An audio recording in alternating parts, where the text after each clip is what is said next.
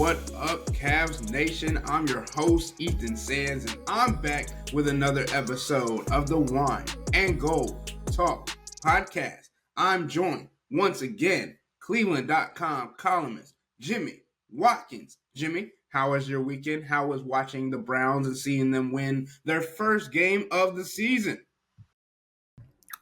You always want to see a few more touchdowns than you're seeing over the weekend. But happy for the listeners. Shout out to all the Browns fans. I know how much the city loves a victory Monday. Now let's see what happens with the poopy Giants in town. That should be another victory. Should be. Jimmy, the final domino has fallen for the Cleveland Cavaliers in what has been a dragged out offseason. I mean, we talk about this team being Kobe Altman's vision was at the end of season press conference in May. He said, "We think we have the guys on this team to win. We just have to get the guys who they need as a coach." Basically is what they said after firing J.B. Bickerstaff. Went and got their guy, Kenny Atkinson, extended Donovan Mitchell, Evan Mobley, Jared Allen, re-signed Isaac Okoro and Tristan Thompson. This is not a we got to rebuild. This is a reload, Jimmy. How do you feel about this team after Isaac Okoro has signed a 3-year new contract that is up to $38 million, $33 million guaranteed, source tells cleveland.com. Obviously, our guy Chris Fedor was all over that. Jimmy, what do you feel about this team and especially Isaac Okoro's new contract? Yeah, it's like a reiteration. Like it's like the same exact team from top to bottom almost. I mean, I think I like the roster generally, so I don't see an issue with running it back, particularly when you didn't have too many avenues otherwise. I mean, I will continue to say that I believe that Kobe likes all of these pieces, these core pieces individually. I also believe that part of the reason for his enthusiasm in the immediate aftermath of the season for running it back was that he didn't see many opportunities to shake things up a bit. So what else are you going to say?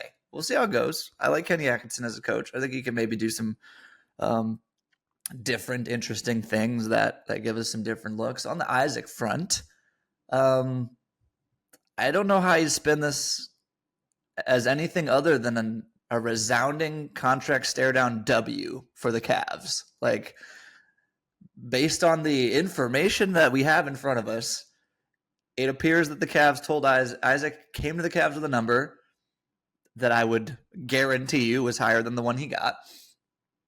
The Cavs said, "That's a nice number. Let's go see if you can get it in restricted free agency. And if so, we'll consider matching it."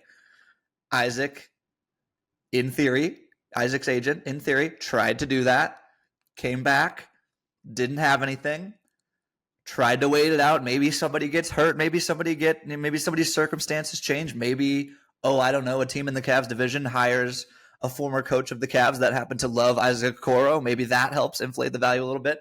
It didn't. So then you come back to the negotiating table and say, okay, give us some years. Is basically how this worked. We're not getting the money they want, so they want a little bit of security.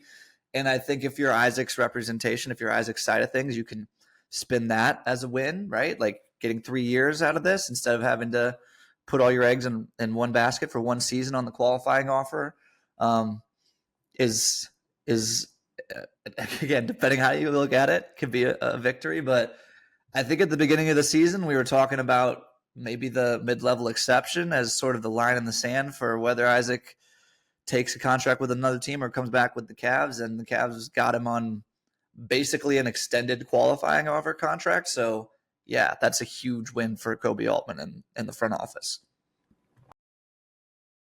And if you remember, Jimmy, when we were talking with Chris earlier this offseason, he had said that the Cavs had given Isaac multiple offers for an extended contract with a lower number. And I felt like the conversations kept coming back to, oh, the number might be a little too low. It's not exactly what he was looking for. And as you mentioned, as time went on and his value around the league, you talk about football. Saquon Barkley kind of had this situation happen where they didn't want to put the franchise tag on him again, and he went out and looked. But he actually had people wanting him to come play for them. Isaac was in a situation where his value was a little bit lower than he might have expected around the NBA. And that comes with playoff performance. That comes with understanding what he could be, but what he hasn't done yet as an offensive player. But I definitely think that Isaac made the decision, one, because he wants to be with this Cavs organization, one that drafted him, one that's family to him, one that he's grown up with over his first 4 seasons in the NBA. But also, he sees that this could be the team that could help him get further. Right? It's a 3-year contract. It's not like he's good. He's 23 years old now. At the end of his contract, he'll be 27, maybe. And so you basically talk about how that projection could look for him in the coming years, and how ultimately it could lead to him getting a better contract down the road, depending on how he plays, especially with what we talked about previously, Jimmy, on this podcast, is that more opportunities for Isaac should come in the playoffs to rectify the non-performances that he's had so far with this team, with this organization, and especially with keeping intact this core four. That all to say, Isaac Okoro now becomes one of the biggest and most important pieces on this Cavs team, right? Because he is the primary defender for guys like Anthony Edwards, Shai Gilgeous-Alexander, Jalen Brunson, Jaylen Brown, Jason Tatum, like you name it. More than likely, Isaac Okoro is going to get those matchups. And obviously, we predict that it's going to more than likely, if not 100% certain, going to get the same starting lineup that the Cavs had last season. Isaac probably being a 6th, 7th man off the bench, depending on what Caris LeVert's role is this next season. I just think it's really going to be interesting when you talk about the contract, which has them averaging around $12.7 million if you're looking at the entire $38 million on his contract, and then around 11 when you're looking at just the guaranteed money. Also, there are some incentives along the way throughout his contract that I've been hearing, and I think that's also going to be helpful for him when it comes to, getting more bang for your buck. Yeah, I think two things to what you said there, Ethan. To the point about his role now and what happens with his next contract. I think that's when you come to the end of negotiation and you're not getting the contract you want right now. I think that's how you start thinking. You start thinking, okay, I'm not getting the bag that I wanted here. So how can I put myself in the best position to get the next one?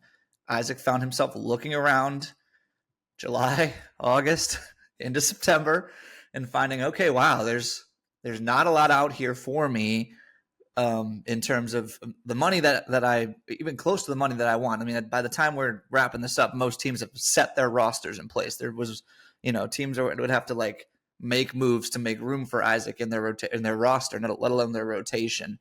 And by also a lot of the money is spent by then. So you kind of look around and you figure, okay, well, I know I have a role here. I know they're willing to pay me something here.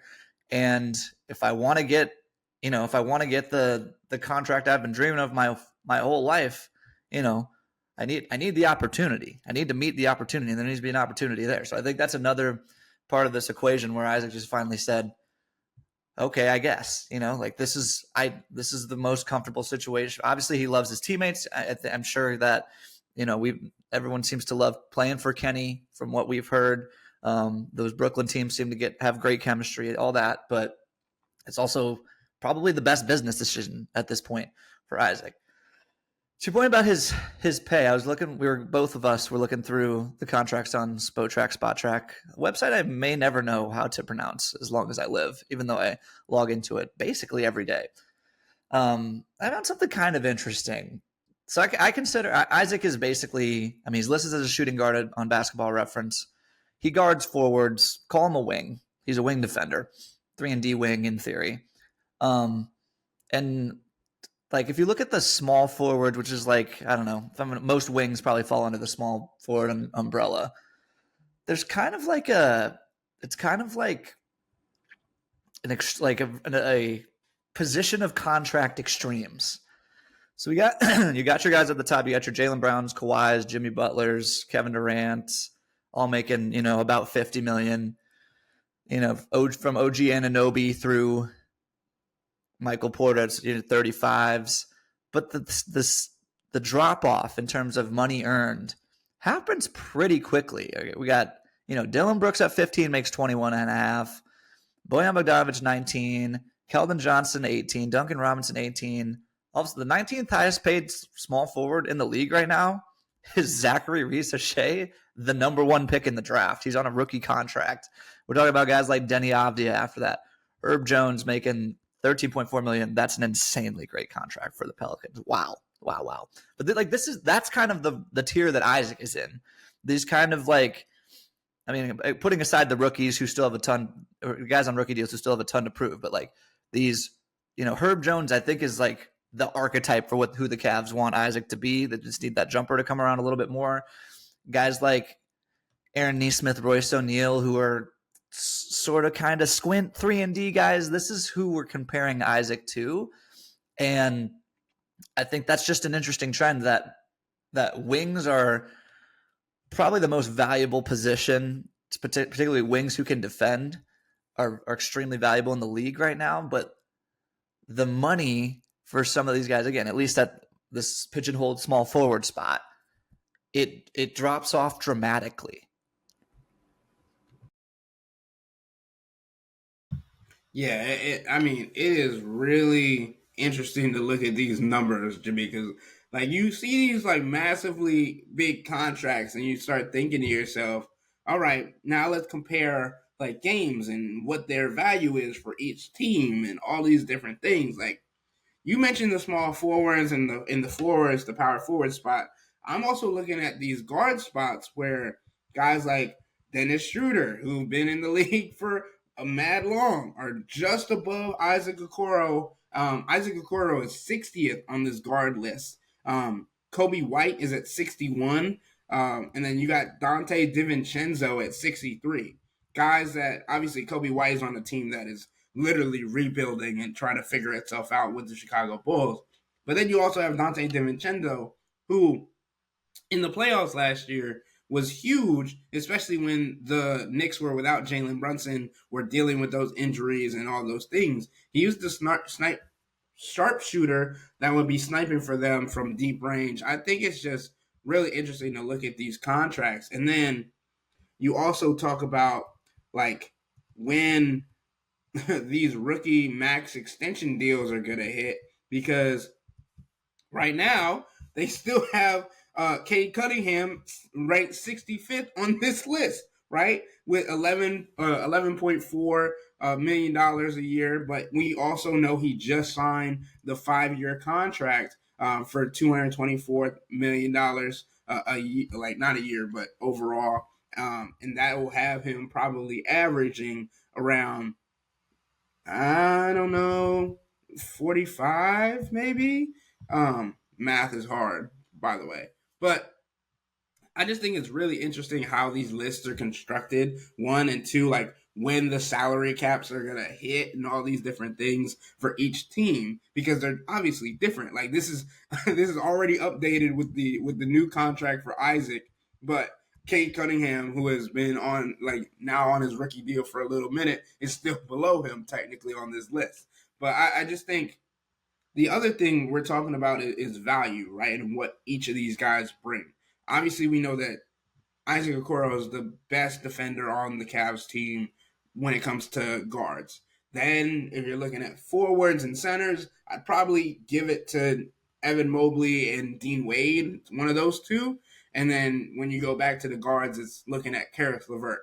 And we've talked about this, Jimmy, on the defensive end, how much of an issue or how much like problems opposing offensive would have caused if the Cavs didn't have a guy like Isaac Okoro. And I was talking with one of our subtexters over the weekend and talking about how if the Cavs didn't get Isaac Okoro back on a deal, or if he just came back on the qualifying offer and then went and tested waters on the unrestricted free agency next summer, the Cavs would have gone and looked for another Isaac Okoro type player, but the prerequisite would have been a little bit different. They would have wanted somebody that was cheaper, taller, and probably shot the ball a little bit better in the playoffs. But now we get the opportunity to see Isaac Okoro try and make that step up when it comes to his three-point shooting in the playoffs, because he shot 39% during the regular season, but we want to see those numbers increase. And obviously, I was looking at all these other players that kind of related to Isaac Okoro when it came to the situation and all these other things. But Peyton Pritchard is a guy that on this list is 90th, making $7.5 million annually. And it's like, but Peyton Pritchard, I believe, shot 41% from 3-point range in the playoffs. Like, obviously that's in a shorter or a smaller sample size because of the minutes that he played. But some of those shots were big shots. We know him as like a buzzer beater extraordinaire when it comes to those things. And the difficult thing for Isaac is being able to guard a center when called upon. Like, we know he was guarding Paolo Banchero in the Orlando Magic series, but then also being guarded by a center like Al Horford, who's nearing the end of his career. I just think if Isaac is able to increase his shooting, great, but also have the confidence in Kenny Atkinson's offense to do what he feels is right in any given situation.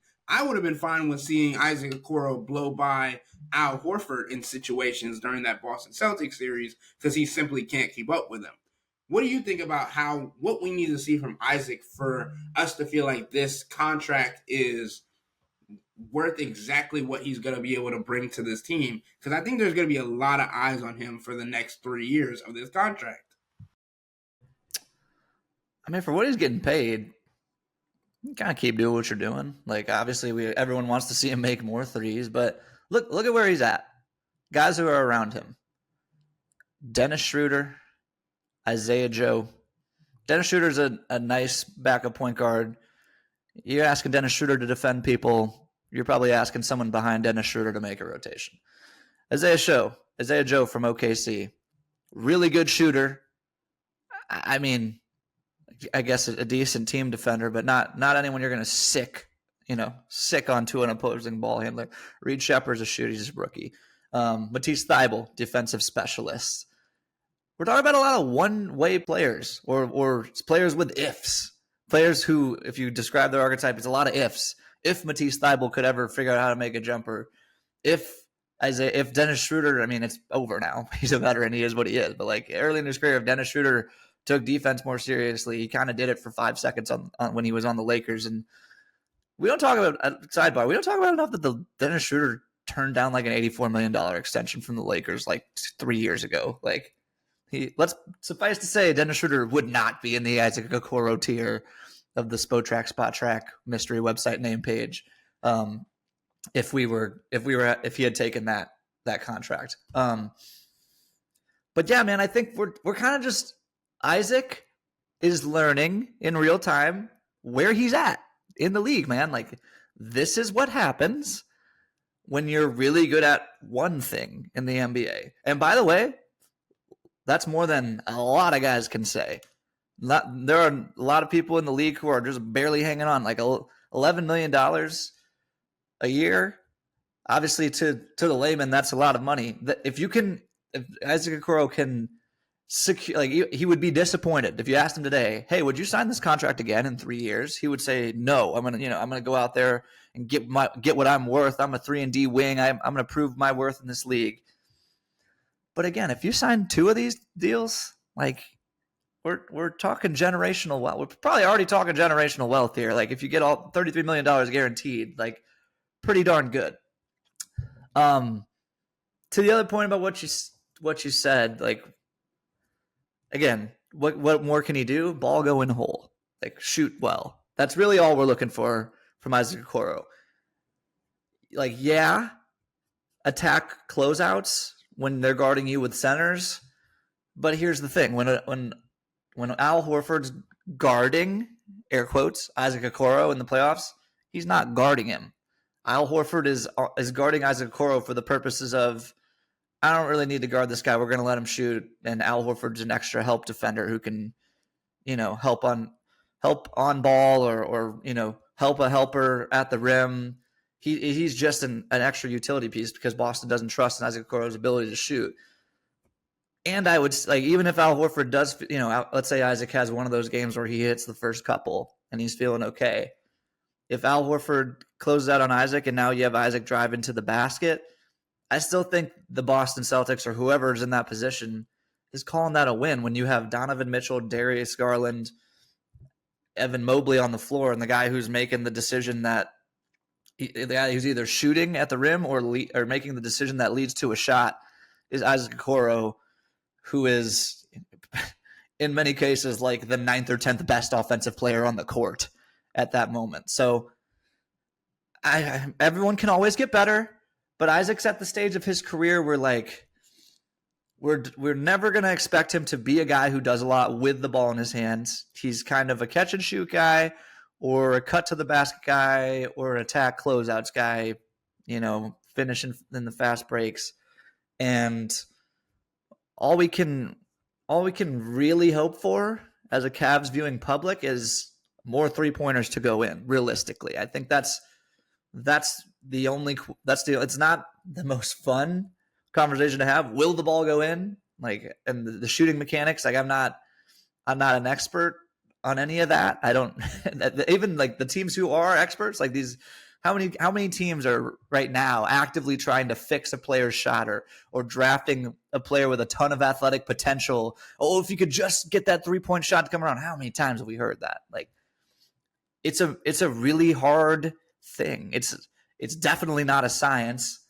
And I would to call it an art. It's a mystery. There's something about you're kind of either a shooter or you're not to a certain extent. We've seen guys turn it around, but the only realistic offensive improvement I think for Isaac on the board that would really change the way we think about him as a player is if he gets that consistent 3-point shot. And that's something you could say about at least 10 to 15 players in his tier of contract. And there's a lot of players across the league who are, still waiting to prove that they can make 3-pointers more consistently. I also think that's the beauty of this situation. We're talking about this, this isn't a 23-year-old still trying to figure his way out in the league. Obviously you're on a team that you grew up on. You've been here since you were the number 5 overall pick in 2020. But you were thrown into the fire and then had to immediately switch roles.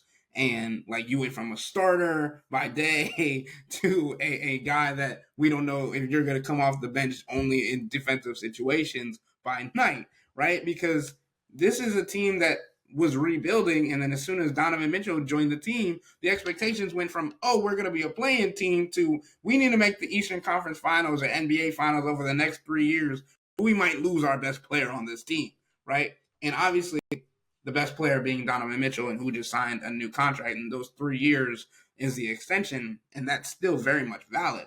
But you also talk about the other players on this team, right?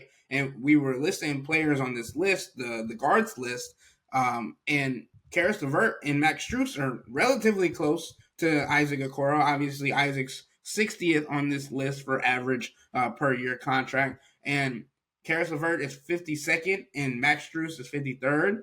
Karis LeVert has an even $16 million a year, and Max Strus is 15, 5, 7 or whatever, however you want to say it, million a year. So that's kind of showing you where the range is. Kevin Huerter's right above Karis LeVert. Then you got guys like Jordan Clarkson, Austin Reeves, Cole Anthony. By the way, what do all these dudes that you're naming right now have in common? They put the ball in the hole. Max Strus makes threes. Karis LeVert is a scorer. Kevin Herz is a certified shooter, capital S. Austin Reeves can do stuff with the ball in his hands. Like, that's the next tier. That's the next tier. And Isaac is, again, you're right to say he's only 23. That's fair to point out. Definitely more growth on the table, but particularly in the situation that he's in, where he's going to always be on the court, if everyone's healthy, with at least one ball dominant player, Donovan Mitchell or Darius Garland. Like, Isaac Okoro is there to on offense to stand and make catch and shoot threes, or see an opportunity, cut to the basket and finish. That's kind of it. Jimmy, I told you something I saw on the internet a couple weeks ago about, I think it was Mike Miller talking about running on a treadmill and then for 5 minutes and then getting off and then going to shoot threes, and because he doesn't eat, like, this was while he was on the team with LeBron and D Wade, and he'd run back, play 5 minutes of defense back and forth, and then get the ball some point, and he would expect it to make a three, because even if he hadn't touched the ball in however long. And we talked about the players that we thought could be benefit from doing that drill. Isaac Okoro was one of those, right? Because you understand how much effort he is exerting on the defensive end every night he's on the court. That increases fatigue. That causes stress on your legs that you obviously need to shoot the basketball. But his sample size is obviously going to be smaller than Donovan Mitchell, who's taking potentially 10 threes a night. Then you got Isaac maybe taking 5, 6, 4, maybe, depending on what happens this season in the offense ran by Kenny Atkinson. We're still learning, right? We haven't gotten to see him in action as a coach yet, at least with this roster. But Isaac is under such a microscope when it comes to, like, his shooting, because that's what he needs to do to be successful, get a bigger paycheck, all these other things that we've been talking about. But I mean, Jimmy, you've been to open runs at the Y. You've been to the rec center, right? We go out there. You're running up and down the court looking for the ball. You don't get the ball. You got to come back, play defense. Then you go up, don't get it again. Yada yada yada. This happens 5, 6 times. Then you get the ball in your hands and you're expected to make the basket. And I know you and I aren't professional basketball players, so that's more than likely not going in. But for Isaac, even if he is a professional basketball player, everybody's better in rhythm, right? We've seen heat checks. NBA on Instagram just posted reels of the best, like, heat checks of last year. Max Strus and Dean Wade were both on it. Max Strus was the number one on this reel compilation because of his performance against the Dallas Mavericks when he hit I think it was 4 threes in a row, ended with a half-court heave to win the game, right? So, and Dean Wade against the Boston Celtics, where he scored 20 points to lead them from a 22-point fourth quarter comeback. I mean, those are all in rhythm, right? When Max Strus gets hot, that man is hot. We've seen him make 5, 6, 7 threes in the first quarter and then not do anything else for the rest of the game because he doesn't have the ball in his hands or he's out of rhythm. Dean Wade, same way. Isaac Okoro falls into this category, and I'm not going to say he does more work on defense than these two guys, because Max and Dean, depending on the situation, are also going ham on the defensive end. But I just think getting into rhythm is so important for not only every basketball player, but especially Isaac Okoro, who his opportunities are going to be limited. And yet, that's the game we play. Like, like, Isaac Okoro's job is to be ready in those moments. You will be, I know it's not what you're used to growing up as a 5-star recruit and even a guy at Auburn. Like, you get treated differently when you're a 5-star kid as a guy who comes in than some of the other guys, even if they have, I say those Auburn teams had guards who just loved to shoot the ball. They were some real gunners. I respect it, but Isaac was going to get more opportunities on that team because he's still got this bright, shiny, label on him. Oh, this guy could be something special. He gets to the league, he kind of, again, when Isaac first makes it to the Cavs, I mean, we don't know what's happening over here. The Cavs are just trying to figure out what they have talent-wise. So yeah, go explore on the canvas. But to your point, like, once you become a serious basketball team, it's time to find a role. And Isaac's role is play defense really hard. And when you are called upon, probably more seldom than you like, be ready to shoot the ball. Like that's life. I know it's not fair. Everyone needs a rhythm, so on and so forth. It would be ideal if Isaac could shoot as many shots as he wants to and feel comfortable every time he gets an open look. That's not the reality of the situation. And that's why you're a professional basketball player, because you're supposed to be able to do things that normies like Ethan and I can't. Like you should always be in rhythm, quote unquote. That's how you ask any like, if you ask Kevin Huerter's always in rhythm, even if he hasn't taken a shot in 7 minutes, right? So I hear what you're saying, and yeah, sure, Isaac, go do the Mike Miller drill, but also make the shots. It's a bottom line business. That's kind of what it is. I think it's interesting also because like I remember watching Isaac in high school when he was playing at McEachern with Sharif Cooper, who was on the Cavs last year and now is playing overseas or whatever the situation is with him currently. Also played at Auburn, right? Sharif Correct. Cooper, Auburn guy. Correct. One of the Gunners that I previously mentioned. Yep, Auburn guy. And I mean, I think he was there after Isaac already got drafted. But whatever.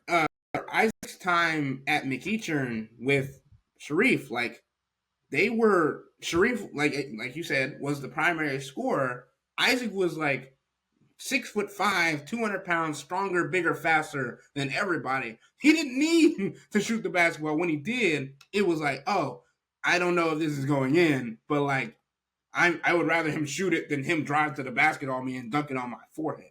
Like that is literally. And then you look at Isaac Okoro's Auburn stats from the 2019-2020 season when he only played 1 year. He averaged 28.6% from three-point range on 2.5 three-point attempts a game, but he still averaged 12.9 points per game while shooting 51.4% from the field, right? So, like, he converted to being a quote-unquote 3-and-D guy. He wasn't, when he came into the league, that wasn't what he was known for. Now he's being asked to kind of change his profile, change his game, because that's what the team needs. And that's how you see the progression of Isaac Okoro, right? When he got into the league, he wasn't sniping like that. That sniping is probably a like a light term. He was shooting 29% in his rookie season. Then he shot 35% sophomore season. He was bricking. Yeah, he was building a house. Like he was shooting a little bit better than he was when he was in Auburn, right? But then you look at his junior season, third year in the NBA, 36.3, and then just last season he was 39.1. So he's gradually improved. Is he gonna be a 41% 3-point shooter? I wouldn't count on it. But again, we come back to the notion like regular season is great. You want to get as many regular season wins as you can. You're going to need Isaac Okoro to do that.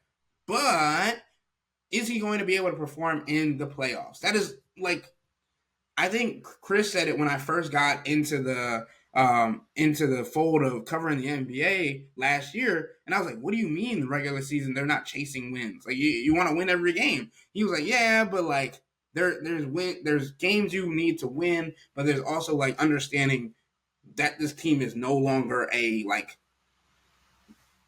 rebuilding team. Like you obviously they could have to fight for the play-in seed this coming year just because the Pacers and the Magic and Miami Heat and all those guys that are like kind of in the third tier of the Eastern Conference are great, but like this is a Cavs team that has aspirations, that knows what they're capable of when they flip that switch. It's just when are they going to? How early are they going to? Is it going to happen?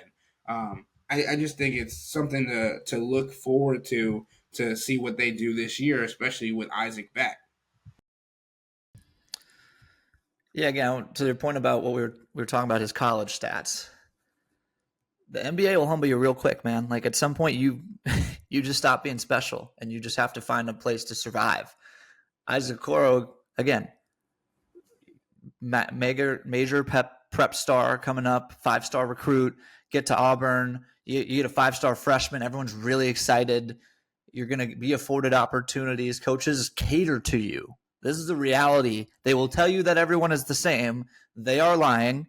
If you have a 5-star freshman, you are going to afford that player opportunities you would not afford other freshmen. You get to the NBA, you could argue the same thing about top 5 picks, right? Like Isaac comes into the Cavs, and again, they want to see what he has. But at a certain point, you stop being special, and you have to start just getting in where you fit in. And I think this whole process has kind of been a wake-up call a little bit for Isaac. It's just like, hey, man, this is where you stand in the league. Like, it's not just the Cavs. It would be fair for him to say at certain points, like, that he felt disrespected throughout the negotiation process. I mean, we all want to keep business up at the front of things and understand that, all the Cavs really did was ask him to go find a contract to match. And then he went and tried to do that. Now you're signing for basically the qualifying offer. So that's not to say that he won't have upward mobility with the next contract. He could unlock the shot. There could just be more opportunities out there. There could be a team in 3 years, even if Isaac Okoro is more or less the same player, he could have just, have his contract come up at the wrong time, right? Like there could be a team that really needs a perimeter defender that has whoever's employing the shot doctor, Chip England, at that time. Maybe they have more belief in Isaac's 3-point shot at that time, and he can get a bigger number while producing at more or less the same clip that he is right now. He's a valuable player as it stands, but I think this summer he probably had one number in mind, and now we're sitting here in September. He finally just had to begrudgingly sign a contract. So it's a cutthroat world, man. I've said it before on this podcast, but like you have to produce, and you're not always like the bag's not always waiting for you. It's a lot of players. You have to have a rational level of confidence to make it to the NBA, but you have to find a way to fit. Isaac has done that. He's carved out a role with this team.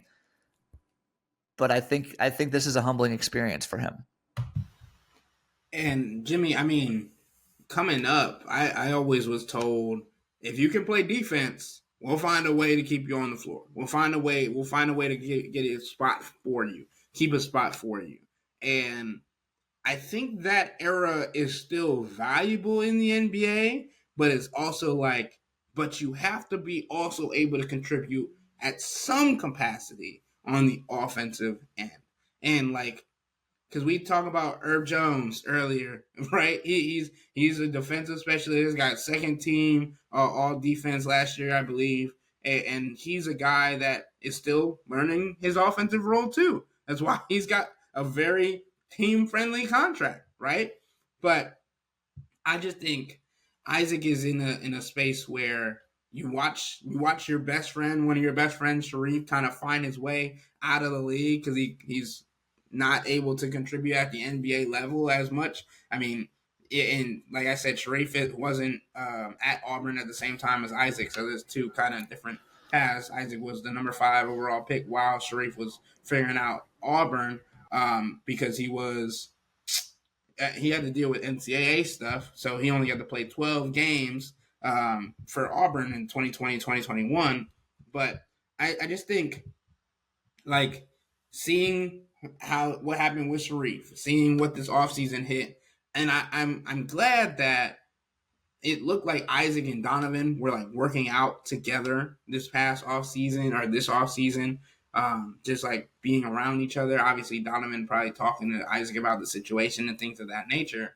But just having people in your corner, knowing that this is a place that you call home, that you enjoy playing at, and also understanding that they want to see you do well, they want to see you win, all those other things is really important, especially when it comes to knowing that the next 3 years could define how your career pans out and where you might end up next. But Jimmy, you want to round this out before we finish up the pod? Yeah, I mean, I think again, I'll say this: a lot of guys don't make it as far as Isaac has made it already. He's already carved out a role for himself. And I think, again, we have signs of life on Isaac Corner 3-point island. Like, the regular season numbers are going up every year, and you would rather them go up than not. It's just like, for the Cavs' success and for the sake of his next contract, you just need to find the right groove at the right time. Like, have one of those Max Strus Miami playoff runs or Caleb Martin Miami playoff runs. I don't know that Isaac Okoro will ever be a knockdown capital S shooter that teams are afraid of, but by virtue of the law of averages, I do think that he can make teams pay for leaving him open, which is what they're going to continue to do until he proves that they should do otherwise. We have a regular season sample. We know how different the pressure is in the playoffs and the regular season. We know that Isaac can make open threes. We just need him to make them at the right time. And while, again, I don't think he's thrilled with the outcome of this contract negotiations. I think it's a decided win for the Cavs side of things. Maybe that fuels him. Maybe that puts him in a different headspace. I'll come back and say ball needs to go in. The ball needs to go in. That's all that there really is left to say about Isaac Okoro. We know he's going to defend his tail off. We know he's going to make life very difficult on opposing ball handlers. The difference between being an $11 million player and a $15 to $20 million player is, 5 shots a series in the playoffs. And that's crazy to say, but that's true. Isaac is back on the Cavs, and the Cavs are gearing up for media day and training camp in just 13 days, Jimmy. And it looks like the Cavs are not gearing up for media day. We are gearing up for media day. Well, they're gearing up. They're gearing up to deal with us. They're gearing up to deal with us. Yeah, they're deep. They are deep sighing. They are deep sighing, preparing to field some of the dumb questions we're going to ask them. But also knowing that the Cavs are getting ready for training camp, which is the day after media day, and they are already back at Cleveland Clinic courts, getting some work in. Looks like they're together, building more camaraderie and joy, which we know this team thrives off of.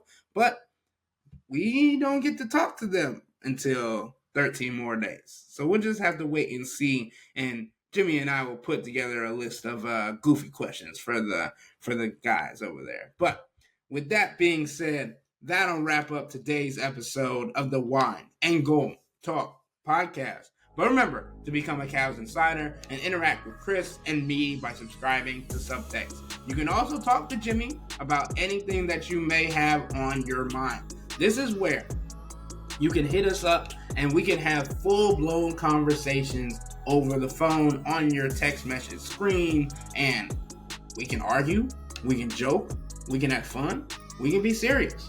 But this is the only place to do that. And to get this information and to also get this kind of content, sign up for a 14-day free trial or visit cleveland.com /Cavs and click on the blue bar at the top of the page. If you don't like it, that's fine. All you have to do is text the word STOP. It's easy, but we can tell you that the people who sign up stick around, because this is the best way to get insider coverage on the Cavs from me, Chris, and Jimmy. This isn't just our podcast, it's your podcast. And the only way to have your voice heard is through Subtext. Y'all be safe. We out.